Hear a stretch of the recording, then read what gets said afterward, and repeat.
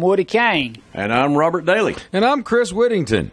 Welcome to The Wildlife. You're listening to News Talk 1490 WVBG here in Vicksburg, and previously on The Wildlife.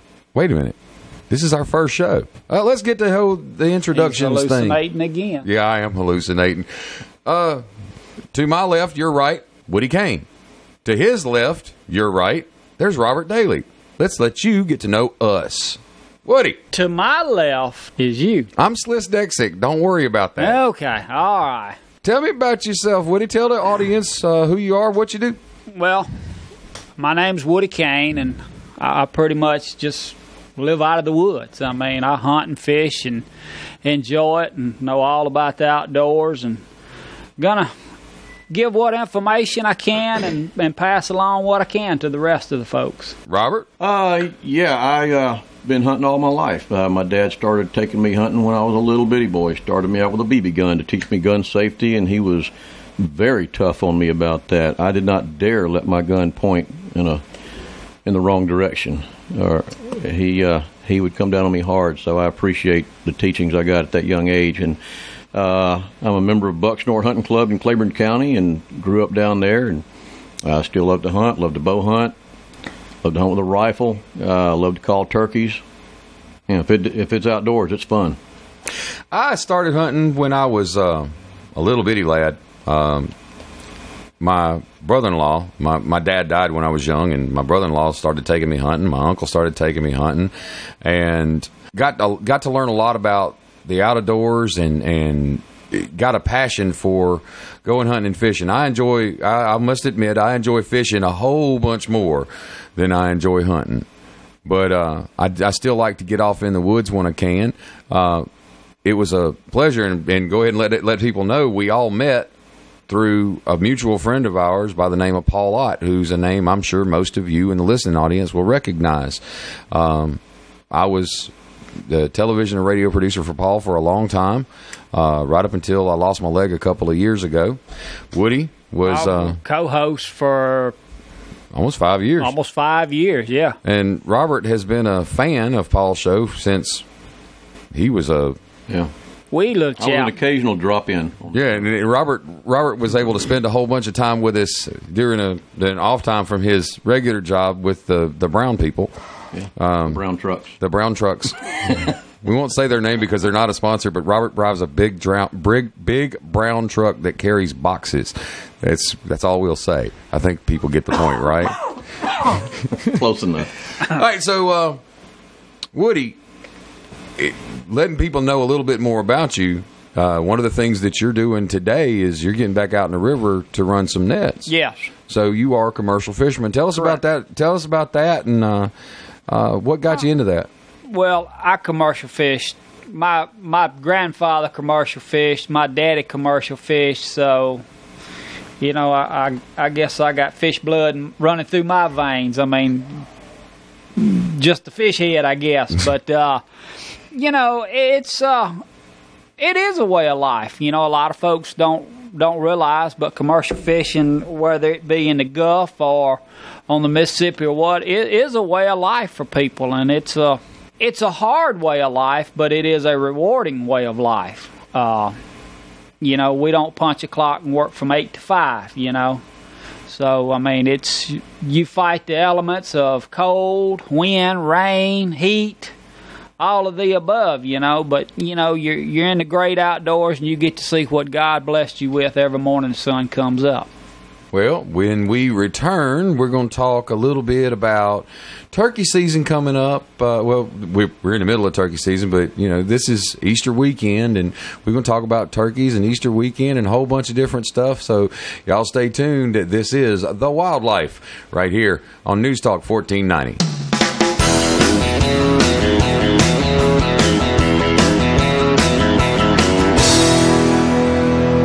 Welcome back to The Wildlife on News Talk 1490. So, it's Good Friday. There's going to be a whole bunch of hunting going on this weekend. Like a whole bunch of hunting. Mostly Easter eggs. You know, I'm going to be planning on hunting a few myself. I want to find that mystery egg that's got $20 million in it or something. So do I. Yeah, I'd like to find that. We are in the bottom of the rainbow. Yeah. We are in the middle of turkey season, though. So, what's it been? The weather's been crazy. Everybody listen to this. Yeah, you brought that up. Now, you understand, I've been talking to people, and I guide for a lot of people and everything. The beginning of turkey season was really, really crazy. I mean, understand, we come out of freezing weather within 3 or 4 days, and then turkey season opened. Okay, with that being said, the first weekend or two was really iffy, hit or miss there. I know some folks that said they heard some turkeys. I know a lot of folks that said they didn't hear some. But you can make book by what I'm saying. The dogwoods and redbuds are just now starting to bud out and bloom. Turkeys are just now beginning to really get fired up and start gobbling. And that's been that way for as long as I can remember, that turkey season does not really get good until the dogwoods start blooming. Now, Robert, have you been able to go turkey hunting this year? I can't remember the last time I went turkey hunting. I don't have a good place to go anymore. And before Bucksnort lost all the land that we lost several years ago, I went every year, went a lot, and I love to call turkeys. I honestly don't really care that much about shooting them. I couldn't tell you how many I've called up, never squeezed a trigger. I love to hear those birds gobble back at me. I love to see them coming in. I love to see them strutting and showing out for me, and that's my thrill. And I couldn't tell you how many I have called up and just enjoyed watching them until they finally walked away. I love to call turkeys. I'll call them up for somebody else, let them shoot them. Well, I mean, I get more enjoyment out of that, Robert. I guide for a lot of people, and to me, it's actually better than pulling the trigger myself. Yeah. I mean, whether it's a 60 or 70 or 80-year-old man or a 10, 11, 12-year-old kid. I mean, to match wits with that bird and to get him within gun range of that particular shooter. Now, understand, some shooters can shoot further, some can't. But to know the limit and get that bird within shooting distance, it's heart-pounding. Yeah. I took a guy from Colorado turkey hunting one time at Bucksnort. And we got set up, and it was just getting a little bit light, and I did get a bird to gobble. So there was this fallen pine tree there, and I set him up at one end of it. I was at the other end where the stump was. I was all crouched down, and so I went to calling, and what ended up happening was 2 gobblers and 5 hens came in. And I thought, well, this is great. So I'm going to wait and see whichever one he shoots, I'm going to shoot the other. Well, we were each holding a 12-gauge 3-inch Magnum with a 30-inch full choke. And so, he could have reached out. And these birds came into within about 30 yards. And he never would shoot. And I couldn't understand why. And so I kept waiting for him to shoot. And it got to the point I couldn't call anymore because the turkeys were right there. And he never would shoot. And I couldn't understand why. And I couldn't just holler, shoot, because then that would have been the end of it. So finally, the turkey started to turn a little bit. And I didn't want him to do that and go away. So I gave a little yelp. And this one hen started walking over toward me. And I went, oh, no. And so I just put my head down and didn't move. And I kept waiting for something to happen. And it never did. And finally, I couldn't stand the anticipation any longer. So I raised my head up and looked up over the log. And when I did, that hen was right there looking at me. And when I looked up at her, she said, "Poop," and they were all gone. And I asked Shelby, I said, why did you not shoot? And what I found out was he's used to hunting in Colorado where they shoot everything with rifles, at incredible distances. And all he knew about shotgun hunting was what he saw on TV where it was like point-blank range. And, he was kicking himself. I said, man, you could have blown a turkey's head off from where you were sitting. On the other end of that, I have guided, I won't call no names, I'll save him the embarrassment, but I called for a doctor. And literally, he is worse than a kid. If this turkey if it comes out in the field and he's gobbling and strutting and he's coming to us, I have to lean over and tell him, Doc, close your eyes. He can literally not sit there and watch that turkey come in like that. I mean, I'm scared he's going to have a car in there. Now, the story will come, but understand that between Robert and Woody and I, the phrase "the Michael effect" is a pretty common. We'll tell that rather humorous story. But you have to tell him, Doc, close your eyes. And he'll just close his eyes and cringe down, and then when the turkey gets within range, I'll tell him, get ready. And he'll open his eyes up. But if he has to watch him come in, dude, it's over. I mean, I have seen it time and time again. It's over. He will be breathing, and you can be beside him and look over and literally see his shirt jumping 3 inches like his heart's about to jump out of his chest. And you have to tell him, calm down, breathe. I scared the man was going to have a heart attack on me. I didn't know what he was doing. He says, man, I just can't sit there and watch that. Okay, I mean, to each his own, but turkey hunting affects different people different ways. Yeah. I get excited when I kill one, but not to that extreme. I mean, I've honestly never gone turkey hunting. I've never gone turkey hunting. I've gone out and attempted to call some turkeys up. I almost pulled a Preston Pittman one time and swallowed the diaphragm call. Yeah. I would never wanted to try one of those, but I was out trying to shoot some B-roll for Paul's show, and they had given us one of those slate calls at the Mississippi Wildlife Extravaganza. Right. And I'm sitting out there I'm making some hellaciously bad noise. I never called up a turkey, but I wound up just sitting there for a little while, and there was a whole bunch of turkeys around, and our friend Troy had given us some mirrorflage, and I remember that. If you've never seen it, it's pretty cool. It's kind of it's basically 3 mirrors. Basically a mirror. It's 3 mirrors, and you sit behind it, and it creates you your nice little custom turkey blind. And so I was sitting behind that, and I'm trying to shoot this turkey, video, not shoot with a gun. I'm trying to video this turkey, and this Jake comes up to the mirror, and he's just strutting, and he's looking in the mirror, and I'm thinking, he thinks a whole bunch different than I do at this point in time, because he's looking at what's in the mirror, and he's not happy with it at this point. It's his competitor for all the hens that are around. I'm like, something wrong. I had a friend of mine. He went north on a turkey hunt, and a lot of places you call them and stuff different. Ted got up there and got a little cocky, and he told the guy, said, man, if y'all got turkeys, I'll kill them. Said he got up that morning, the guy took him way out on one of them ridges up in the mountain. Said Ted got up there and he hooted. Woo, woo, woo, woo. Said he listened, nothing. He hooted, nothing. Said the guy leaned over and said, you ready to hear some turkeys gobbling? He goes, yeah. Said the old guy said, "Mrrr." Bunch of dairy farms up there, and them cows get to low, and the turkeys they didn't know what an owl was up there. He said he felt just about 2 inches tall, He said, kill him, yeah. Yeah. Okay. So you had a guided hunt that fell through because of the weather. What does the rain do to? I mean, I know what it does when I'm deer hunting. Because if it's raining, the deer are going to stay bedded down. Well, diehard hunters, they will suit up and go.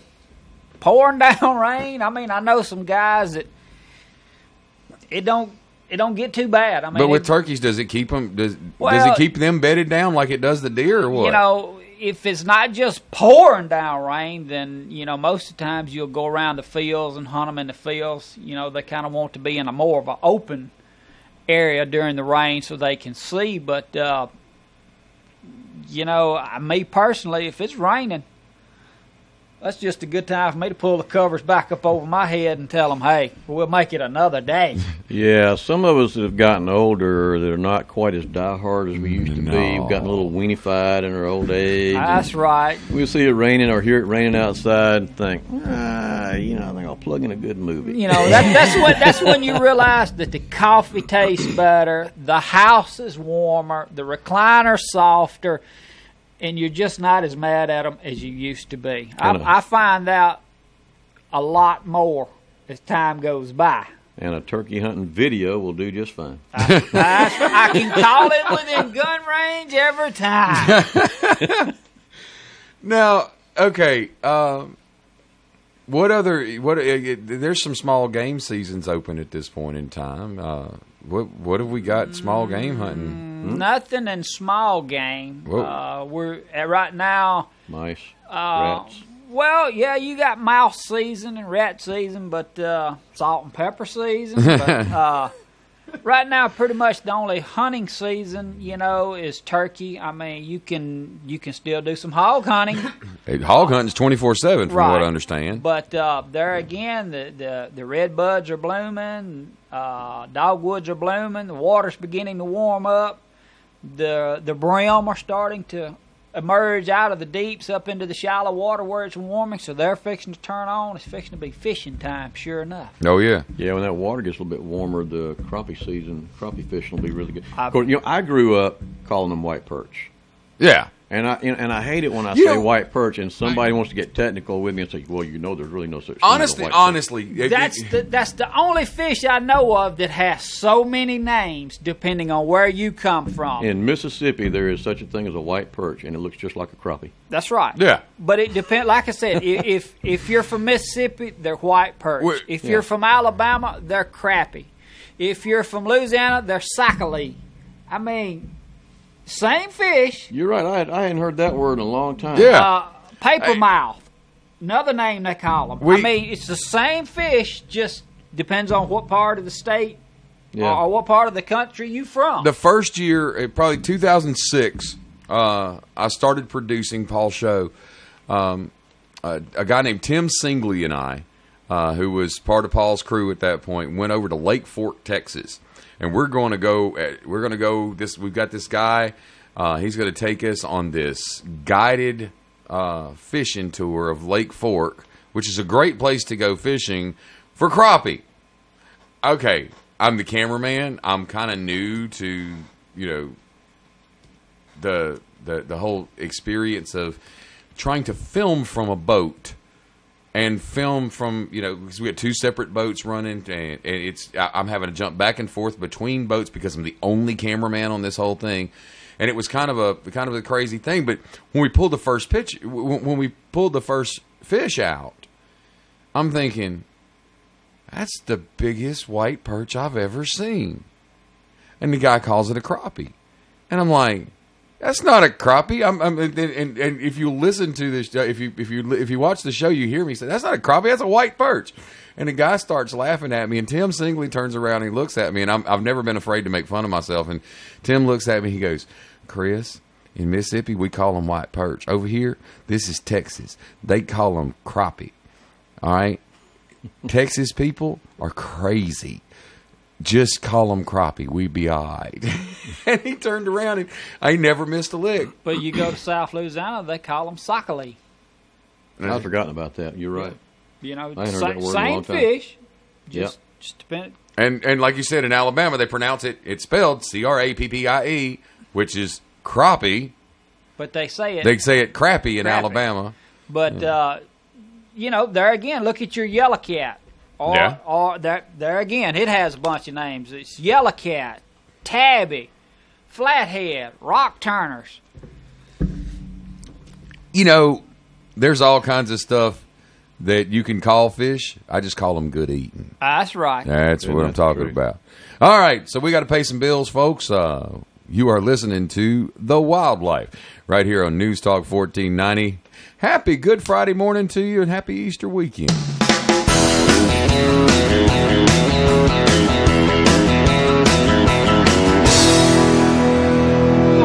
Welcome back to The Wildlife on News Talk 1490. When we went to break, y'all don't know. Hi, Woody.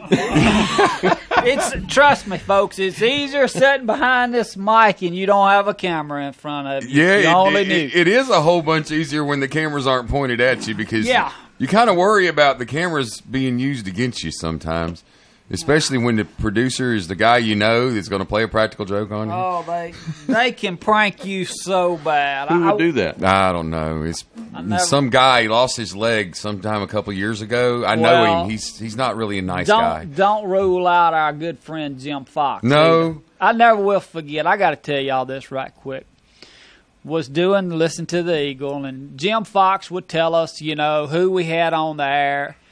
And I was co-hosting the show, and Jim was there, and Chris was there, and he says, and on the phone lines, we've got, what was the lady's name, Chris? Jenny Edwards. Jenny Edwards. So, being polite, I said, yes, ma'am, what can we do for you, sweetie? And I hear this voice come on, well, I'm going to tell you about this. And I looked at Jim, and I know the camera's rolling, and the expression on my face was not good. The expression on his face was, if it had been verbalized, if it had been verbalized, it would have had to have been bleeped on the air. Yes, because he's looking at Jim Fox, who is rolling with laughter in the production booth, and there's some other stories we'll have to tell in person sometimes when we're visiting y'all out in the public because they ain't fit for the radio. Yeah, censored. If we was to do it, you would get it done. Yeah, if we was to tell y'all all the rest of the story or the rest of the complete show, all you would hear was beep. Okay, so we went to break. We're talking about fishing. Fishing. I want to go some fishing. Come on. I want to go down David's Lake, see if we pull out some more than bluegill. Those are good eating. There's some big, huge bluegill down that lake down there we went to. That was nice. You can stick your other foot in the water, maybe catch one on your toe. Hey, there you go. I figure, I got my built-in rod and reel. All I got to do is get a reel attached to it, right? I was thinking the same thing. We need to rig it up like the little Spider-Man where it launches it out there. We can just raise his legs, and shoot it out there. Yeah, I want to be sure and video that. Yeah, that would be a lot of fun. That's coming for the television show, The Wildlife, premiering sometimes next year on TV somewhere. Deep sea fishing. My leg! I want to get some catfish. I want to put some catfish in the freezer. Have you priced catfish at the grocery store? Yeah, I have. Goodness. Yeah. And people. Really? Yeah. It's about $7 a pound. I know. And people want to fuss when I tell them I'll sell them dressed catfish for $2.85 a pound. Dressed weight. That's high. Shoot, I can't go someplace and go fishing and catch any for that little bit of money. I'll pay you. I'll save money by buying them from you. Yeah. Okay. It'll cost me more than that in gas just to go. Woody's done sold 25 pounds of fish for he's picking up out the river later today. In the meantime, we are taking orders here. In the meantime, if you'd like to order fish from Woody, call BR549. Yeah. Here we go with the BR549. In case y'all don't realize, this is the Wild Bunch here on the Wildlife. We do tend to have a whole bunch of fun, and sometimes real soon y'all will get to meet the people from the Telewhopper Hunting Fishing Club. Because, be afraid. Be afraid. Y'all will get to meet Will Be Lying and Hardly Truthful, and y'all get to meet Teller Phibbs and the president of the Telewhopper Hunting Club, Colonel O'Truth, and that'll be a whole bunch of fun. Y'all will get to meet them a little bit down the line. Give us a couple of weeks, and we'll get them in the studio and let you experience.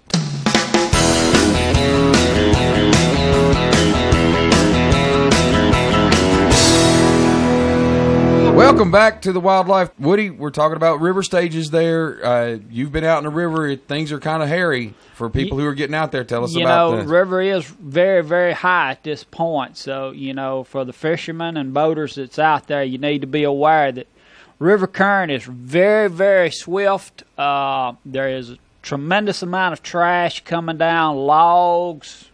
We've seen whole trees floating. So just keep in mind, wear your life jackets, make sure that you're aware of what's ahead of you. I mean, I understand some of the logs are floating just under the water and you can't see them. So, just be cautious and, play it safe. Don't get careless. It's never a good thing when people get careless on the water. It generally turns out bad. So, just be safe, practice safe boating, and everything should be good. No drinking and boating. No, absolutely not. It's not something that you want to do at all.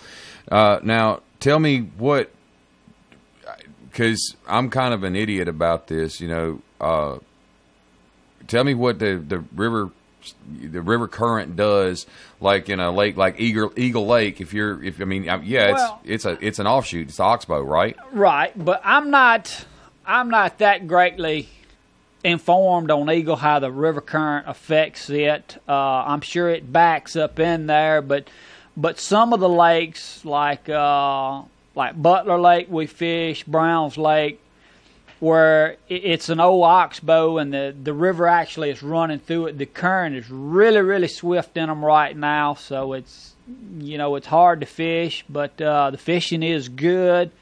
You just have to fight it out and do the best you can, No, respect the river. Yeah, respect the river, respect the water, period, because, water is, we all saw it back in the flood in 2011. Water can change everything. It is Quickly. God's great equalizer, I think. When we come back, we're going to talk a little bit more fishing. We're going to talk a little bit more hunting. But before we go to break, Robert, I want to touch on something that you love to do, and that's you like to shoot your bow. Mm-hmm. Have you done any bow fishing recently, or? No, I haven't done any this year. Not yet. Okay, so I haven't done any since I guess we done it. We were fishing. Yeah, really, the only bow fishing I get to do is when the river floods and we get in the backwaters and shoot gar. We were shooting them in that road that day. That was that not a blast? And shooting them off of a 2 Mile Bridge. I know it. That was.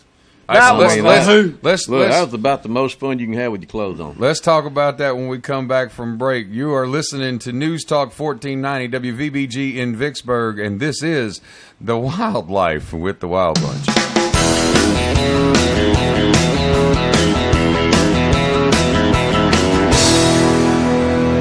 The views expressed on this program are not necessarily those of the hosts, News Talk 1490, WVBG, affiliate sponsors, affiliate stations, or anybody else for that matter.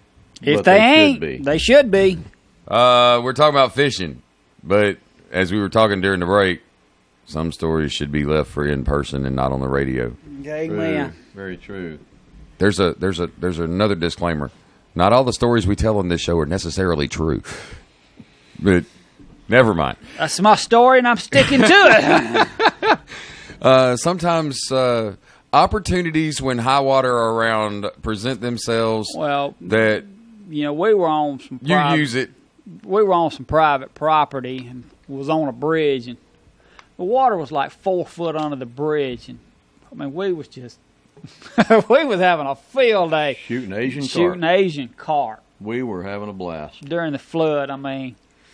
That bridge looked like it was a war zone. It was blood. Look, I'm fish sorry. Laying everywhere. I'm sorry. I'm open for just taking a gun out and shooting them.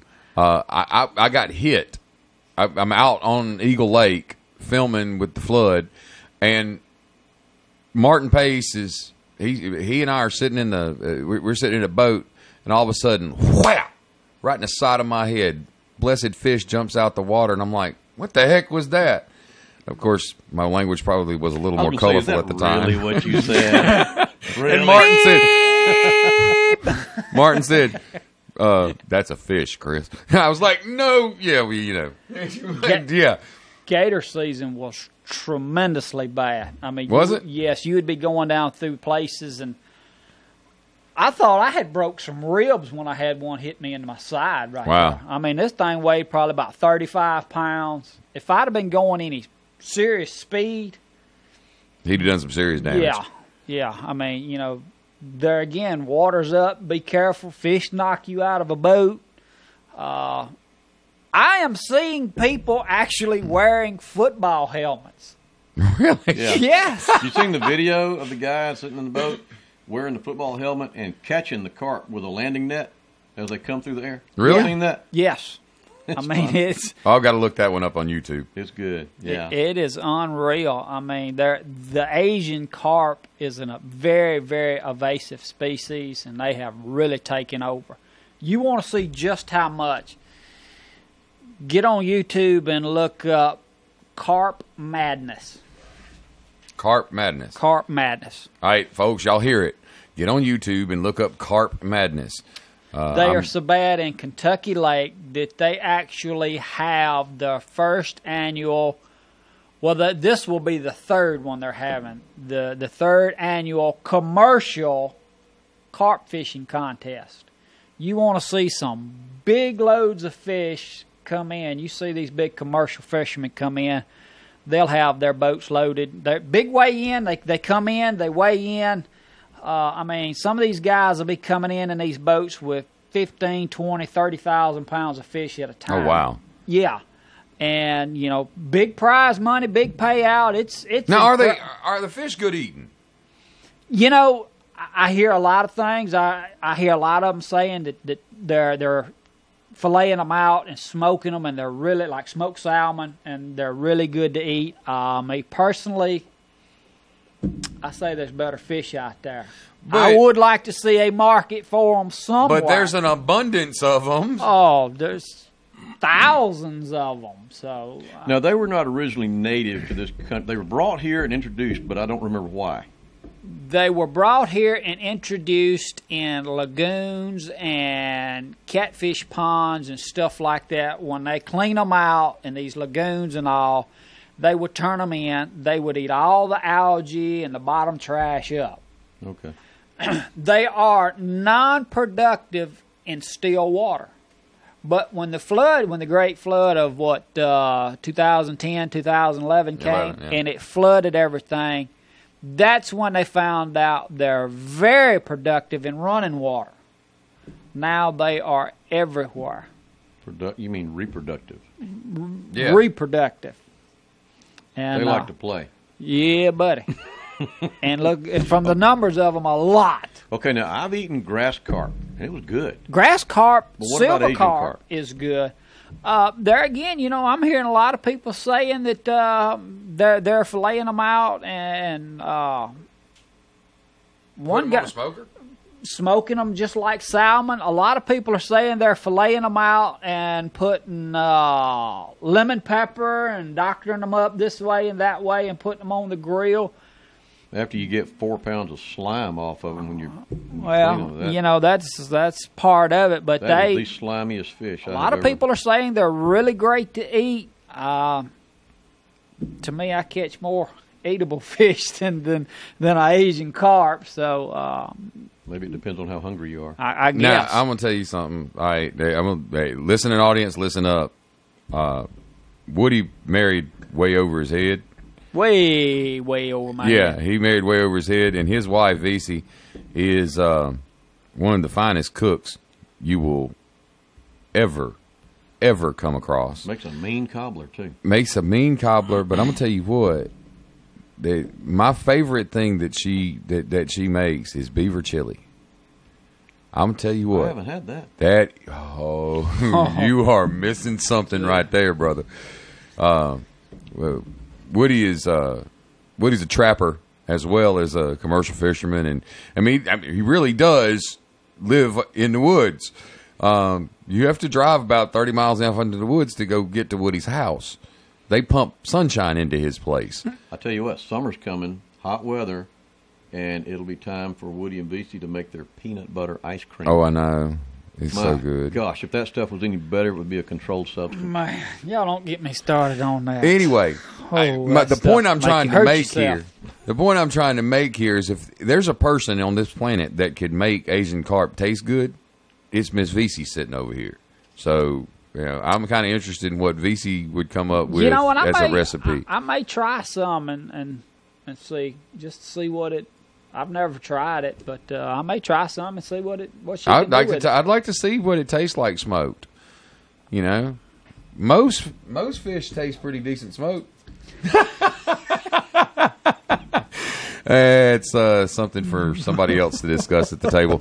Anyway, hey, you know what? Where's my lighter? Yeah.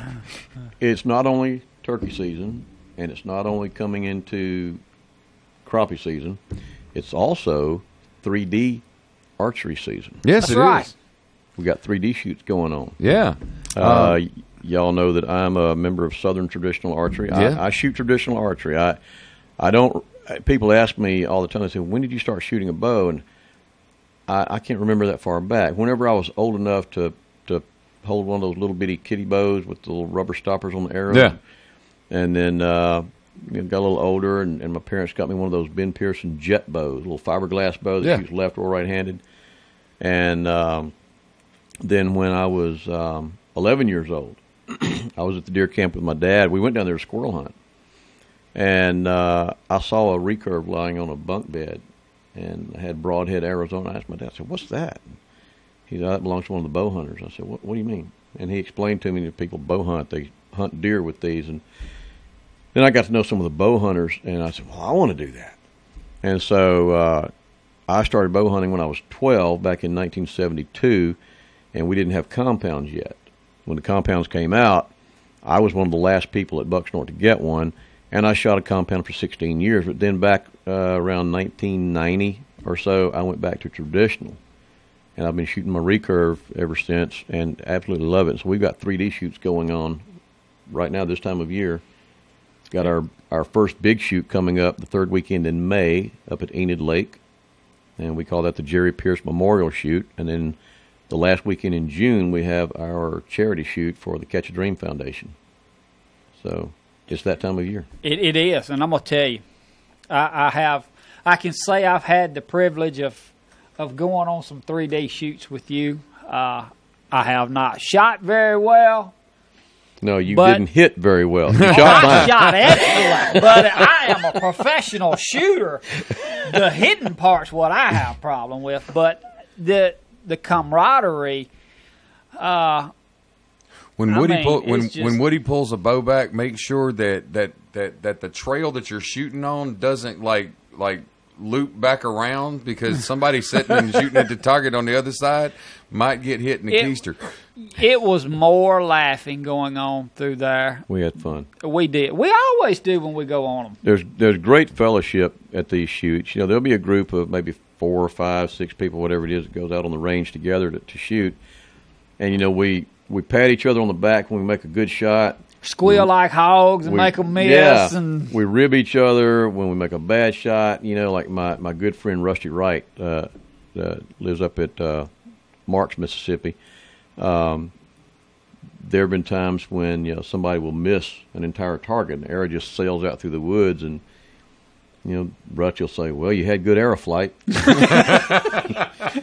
I know I hit a tree one day, and Robert said, "Boy, you killed that tree." Yeah, I've killed a few trees too. Yeah, Woody hit a tree. He was shooting at a bear target that was 25 feet to the other side of the tree. So yeah.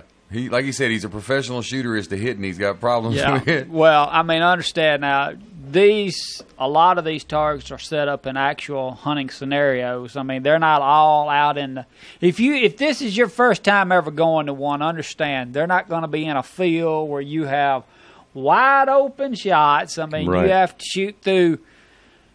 You have to be very, very limber and between those two trees. Yeah, or that's find 3 a hole inches through the apart, leaves. and you have to get real creative on some of these shots you make. Yeah. I watched Larry Parker up at Yazoo City. We had a shoot up there at Yazoo City, Yazoo Traditional Bow or Yazoo Bow Hunters. They got a great club. They put on great shoots up there, and I watched Larry Parker make a shot that actually would have been a terrible shot. He hit a tree. He glanced an arrow off a tree, but when he glanced it off the tree, it went into the 10 ring on the deer target. So he couldn't have made a better shot on the target, but it was actually, a bad shot, but ended up with a great score. So it's one of those flukes that, you think, how did you do that? I was out. The first 3D shoot that I ever went to was the Catch a Dream shoot up at Eagle Lake. And so I was out taping with a whole bunch of different people at different targets, and I was thinking, thank God I'm not hunting with these people, because some of those shots were completely, really off. But they are set up in some really difficult situations.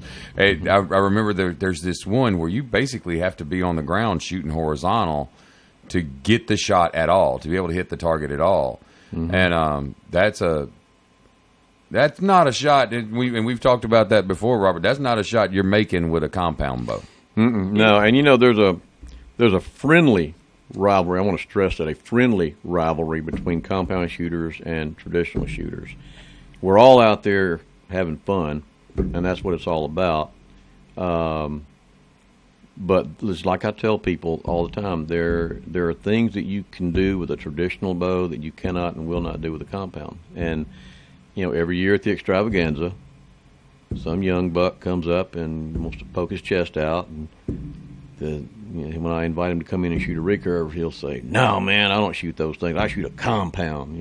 Well, okay, I get it. I did that for 16 years, and I have to explain a little scenario, which I may not have time to do right now. But when I finally tell him, if I'm in a scenario that I just described, I say, I don't have a problem with that. I'll get down on one knee, both knees. I'll bend at the waist. I said, I'll lay on my stomach and shoot if I have to, and they'll usually say, "Oh, I'd like to see that." And I've seen you. And I get out there. I've seen you lay on your back and shoot. I have seen that. Lay on my stomach and shoot one end of the deer target, and they'll say, "Well, you're right. I can't do that with my compound." And they kind of humble down a little bit, and they get a lot friendlier, and we have a nice conversation after that. But it's a lot of fun. Kurt and I shot with a couple of compound shooters up at Yazoo City one time, and they were super nice guys. Are we about to break? Yeah, we got about 45 seconds. So we're going to continue this conversation I'll next week. I'll come back and finish that. We're going to continue this conversation next week. We're going to talk about shoot at Yazoo City. We're also going to talk about why Robert's nickname is Pockets. Uh-oh. We're going to talk about that, and we're going to talk about a whole bunch more. Folks, we have come to a close. We've got about 20 seconds left. My name is Chris Whittington. I'm Woodie Cain. Robert Daley. You have been listening to The Wildlife. We will be here each and every Friday morning right here on News Talk 1490. We're going to talk hunting. We're going to talk fishing. We're going to talk a little bit about the Lord as well. So y'all stick with us, and we thank you for listening to The Wildlife right here on News Talk 1490 WVBG, Vicksburg.